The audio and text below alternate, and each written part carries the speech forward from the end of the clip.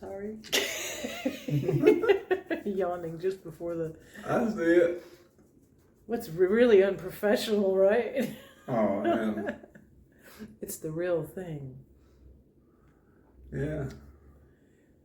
Well, sometimes we get the same questions, because maybe somebody hasn't gone back into the videos far enough.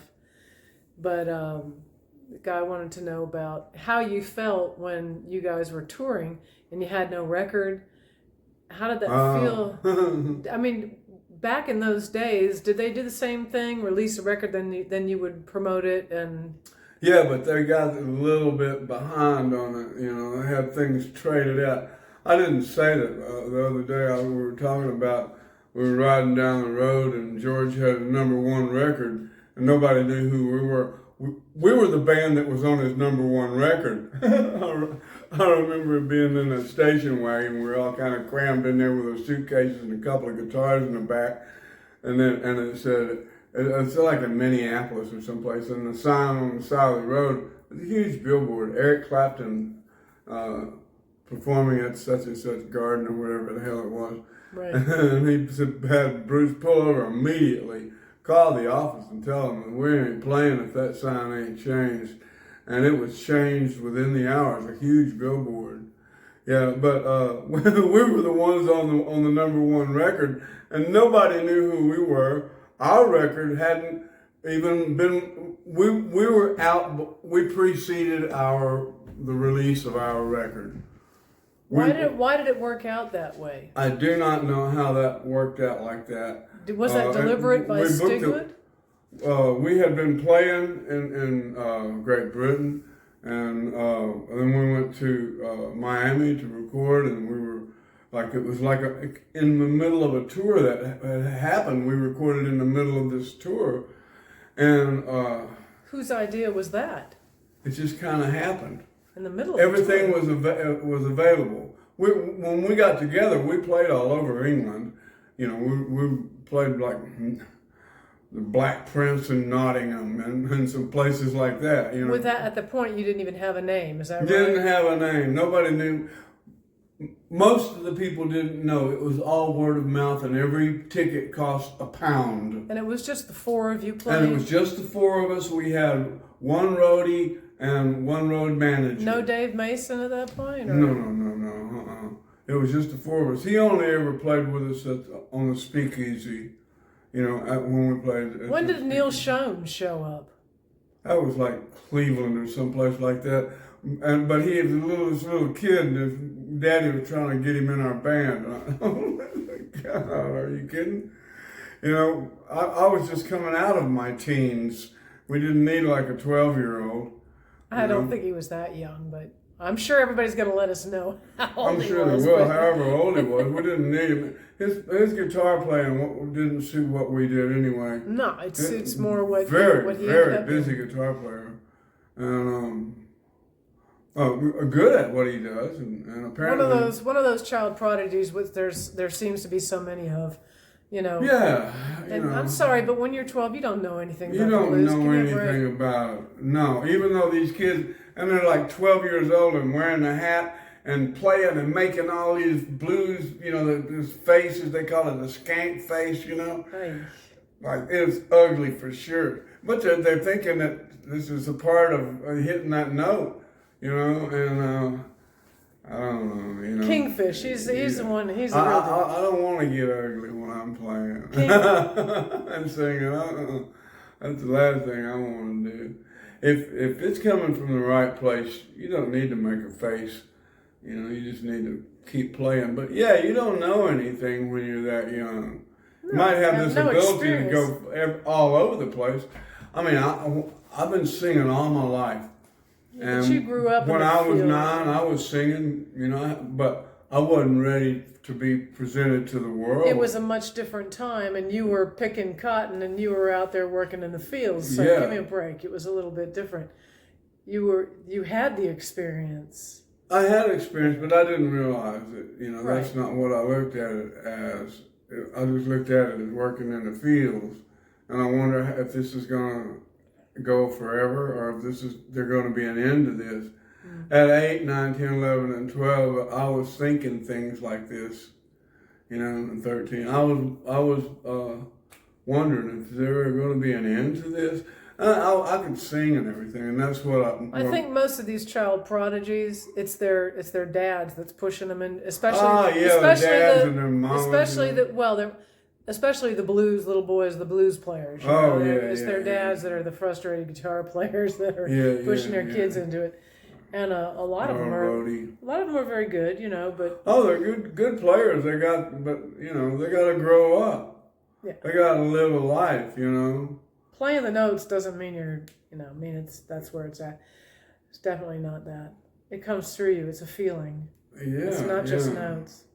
I mean, I have an understanding of reincarnation.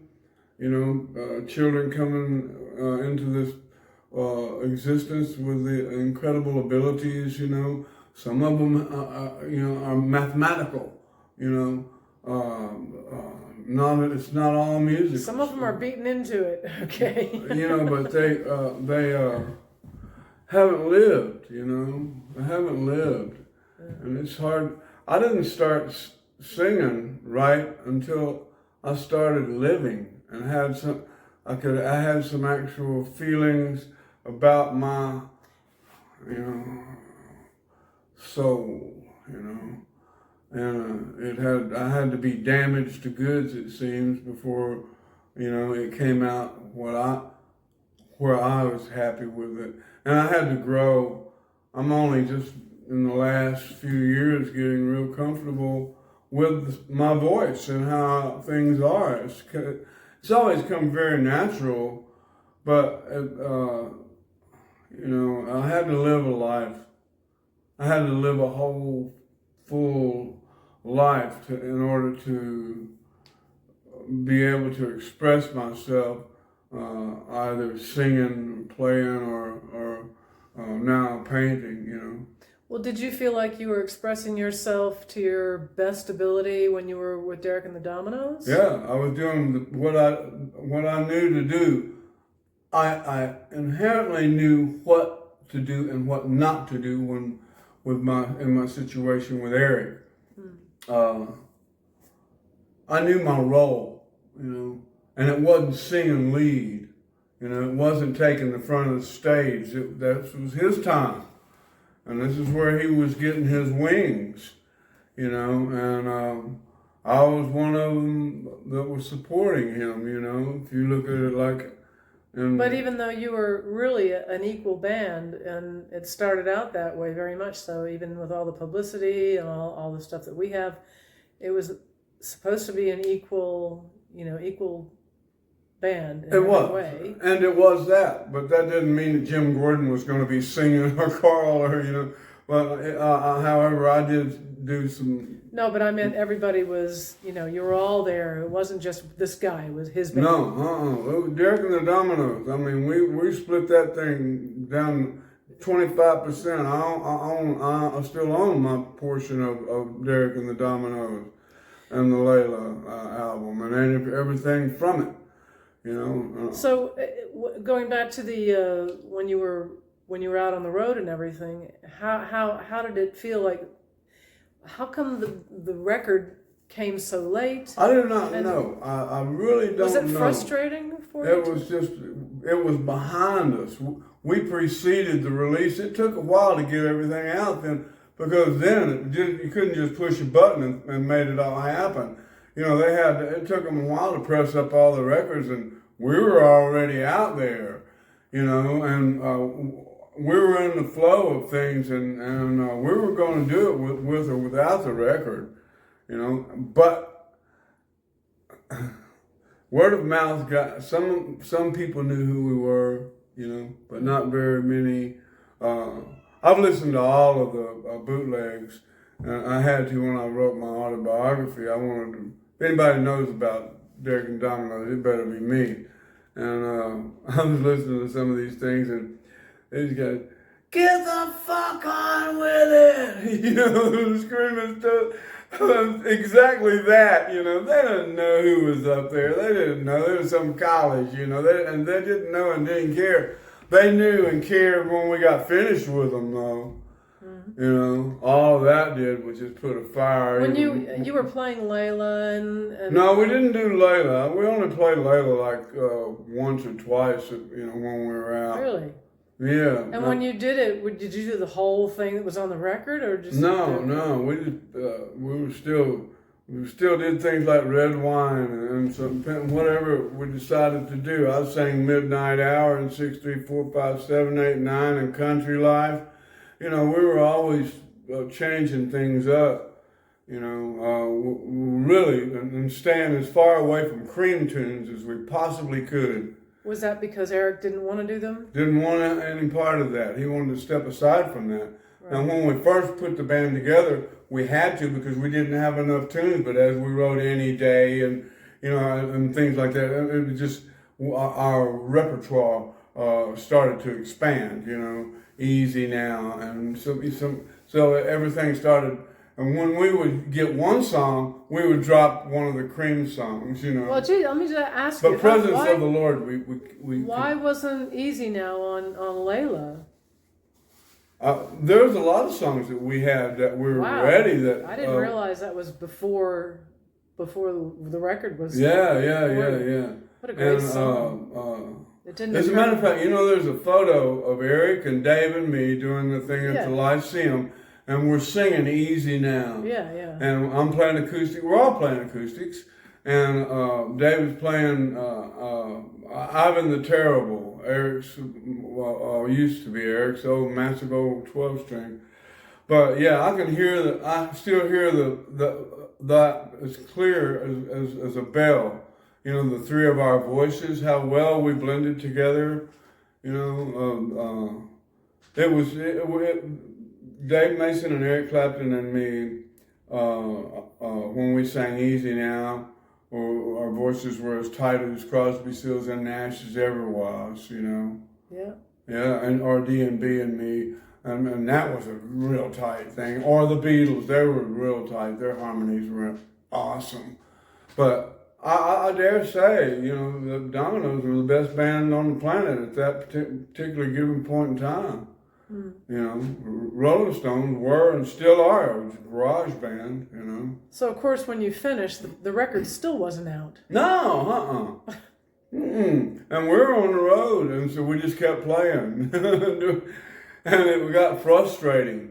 You know, I mean, when we played in New York City, of course, everybody, by the time we got to the end of the tour, you know, everybody knew who we were. Catching on, yeah. Yeah, they started catching on, you know, and they did a few things like, I guess, in Rolling Stone and some Cashbox and Billboard and stuff.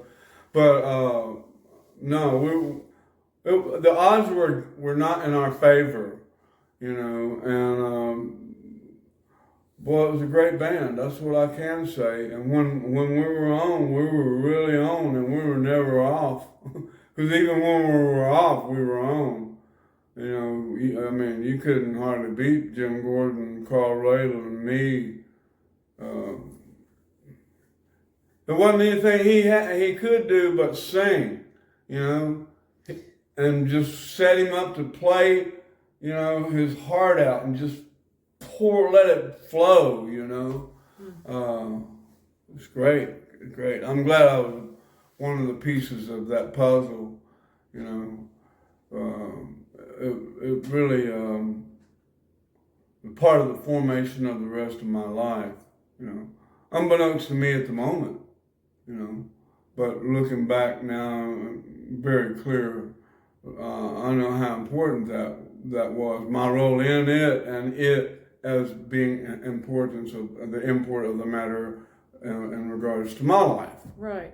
That doesn't even begin to include the other guys and their personal lives and all the things that each one of them had done prior to, of course, Jim's demise. But you know, there's a lot there with everybody. There was a lot there. Yeah. You know. And you know, and I haven't done anything like that would be like. I'm still alive, so they can't, you know, they couldn't focus on me being dead. You know, you can ride a dead man to the, you know, the hilt, you know, because they don't tell no tales, you know.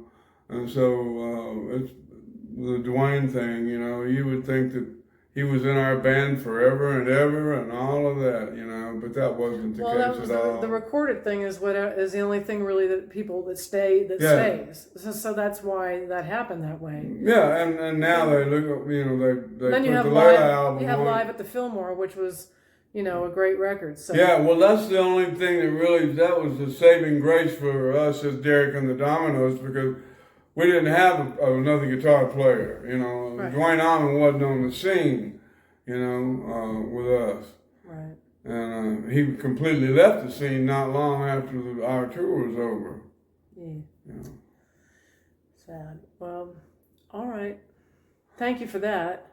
Yeah. I probably got off the thing, but No. it's all right, you know. It goes the way it goes, you know. Yeah, it's fun to do. I'm glad everybody's enjoying it. It's all spontaneous. Yeah. I have no idea how it's going to go. Welcome to our home kind of a thing, you know. Today. Yeah.